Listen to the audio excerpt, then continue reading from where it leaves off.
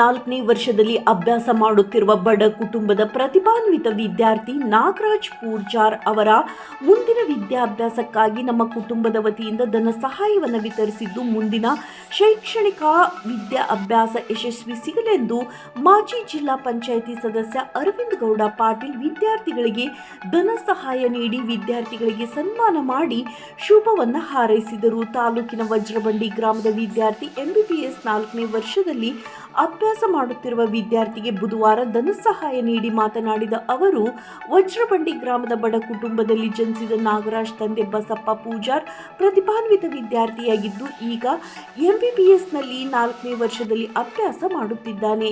ಈತನ ಶಿಕ್ಷಣದಲ್ಲಿ ಇನ್ನೂ ಹೆಚ್ಚು ಅಭ್ಯಾಸ ಮಾಡಲಿ ಎಂಬ ಉದ್ದೇಶದಿಂದ ಪ್ರತಿಭಾನ್ವಿತ ಬಡ ವಿದ್ಯಾರ್ಥಿ ನಾಗರಾಜ್ ಪೂಜಾರ್ಗೆ ನಮ್ಮ ವೈಯಕ್ತಿಕವಾಗಿ ಆರ್ಥಿಕ ಸಹಾಯ ನೀಡುತ್ತಿದ್ದೇನೆ.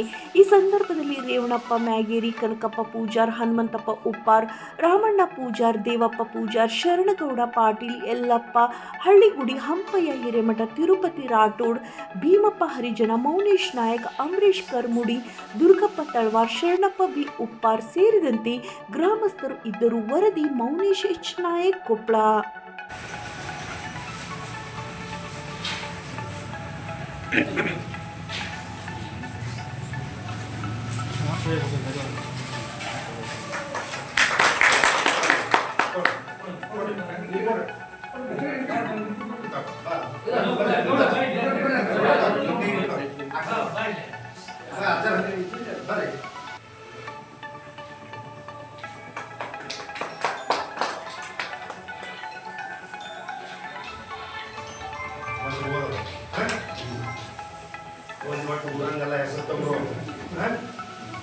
ಬಸವೇಶ್ವರ ದೇವರಲ್ಲಿ ನಮಸ್ಕರಿಸುತ್ತಾ, ವಜ್ರಬಂಡಿ ಗ್ರಾಮದ ಎಲ್ಲ ಗುರು ಹಿರಿಯರಲ್ಲಿ ನಮಸ್ಕರಿಸುತ್ತಾ, ಮತ್ತು ವಜ್ರಬಂಡಿ ಗ್ರಾಮದ ಒಬ್ಬ ಬಡ ಯುವಕ ಹಾಸನದಲ್ಲಿ MBBS ಓದೋದ್ರ ಮುಖಾಂತರ ಇವತ್ತು ಈ ಊರಿನ ಒಂದು ಕೀರ್ತಿಯನ್ನು ಬರ್ತಾ ಇದ್ದಾರೆ.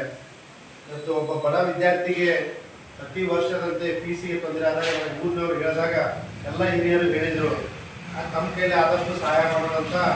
ಪ್ರತಿಯೊಂದು ಮನುಷ್ಯರು ಇರ್ಬೋದು, ನಾವಿರ್ಬೋದು, ಮತ್ತು ಆ ವಿದ್ಯಾರ್ಥಿಗೆ ಸಹಾಯ ಮಾಡ್ತಾ ಇದ್ದೀವಿ. ನಾವು ಕೇಳ್ಕೊಳ್ಳೋದಿಷ್ಟೇ, ವಜ್ರಬಂಡಿ ಗ್ರಾಮದ ವಿದ್ಯಾರ್ಥಿ ಮತ್ತು ವಜ್ರಬಂಡಿ ಗ್ರಾಮದ ಹೆಸರನ್ನು ತೊಗೊಂಬರ್ಬೇಕು. ನಾಳೆ MBBS MD ಅಥವಾ MSc ಮಾಡಿ ಇಲ್ಲಿರುವಂಥ ಎಲ್ಲ ಜನರಿಗೆ ಒಳ್ಳೆಯದಾಗೋದ್ರ ಮುಖಾಂತರ, ಆರೋಗ್ಯವನ್ನು ಚೆಕ್ ಮಾಡೋದ್ರ ಮುಖಾಂತರ ನಾವು ಯಾವುದೇ ಊರಲ್ಲಿ ಇದ್ದರೂ ಕೂಡ ವಜ್ರಬಂಡಿ ಗ್ರಾಮ ಅಂದರೆ ಇವತ್ತು ವಜ್ರಬಂಡಿ ಊರಿನ ಹೆಸರು ಬರುತ್ತೆ. ಮತ್ತು ಅಂಥ ವಿದ್ಯಾರ್ಥಿ ಬಡವರಿದ್ದಾನೆ ಅಂದಾಗ ಸಾಕಷ್ಟು ಜನ ಸಹಾಯ ಮಾಡಿರ್ತಾರೆ. ನಮ್ಮ ಕೈಲಿ ಆದಷ್ಟು ಕೂಡ ಒಂದು ಸಣ್ಣ ಸಹಾಯ ಮಾಡೋಣ ಅಂತ ಹೇಳ್ತಾ ಒಂದು ವರ್ಷದ ಫೀಸನ್ನು ವಂಶಿಯವರು ಅಥವಾ ನಾವು ಕೂಡಿ ಆ ವಿದ್ಯಾರ್ಥಿಗೆ ಅನುಕೂಲ ಆಗುತ್ತೆ ಕೊಡ್ತಾ ಇದ್ವಿ. ಮತ್ತು ಪ್ರತಿ ವರ್ಷದಂತೆ ಮತ್ತು ನಮ್ಮ ತಂದೆಯವರಿದ್ದಾಗ ಕೂಡ ಇಂಥ ವಿದ್ಯಾರ್ಥಿಗಳಿಗೆ ಭಾಳ ಸಹಾಯವನ್ನು ಮಾಡಿರಿ. ಮತ್ತು ಯಾವುದೇ ಸ್ಕೂಲಲ್ಲಿ ಕಾರ್ಯಕ್ರಮ ಆದರೂ ಕೂಡ ಅವರು ಕೂಡ ಸಹಾಯ ಮಾಡ್ತಿದ್ರು. ಯಾರು ಬಡ ವಿದ್ಯಾರ್ಥಿ ಇರ್ತಾರೋ ಅಂಥವ್ರಿಗೆ ಭಾಳ ಸಹಾಯ ಮಾಡ್ತಿದ್ರು. ಇವತ್ತು ಮನುಷ್ಯರಿಗೆ ವಿದ್ಯೆ ಮುಖ್ಯ. ಇವತ್ತು ಎಲ್ಲರೂ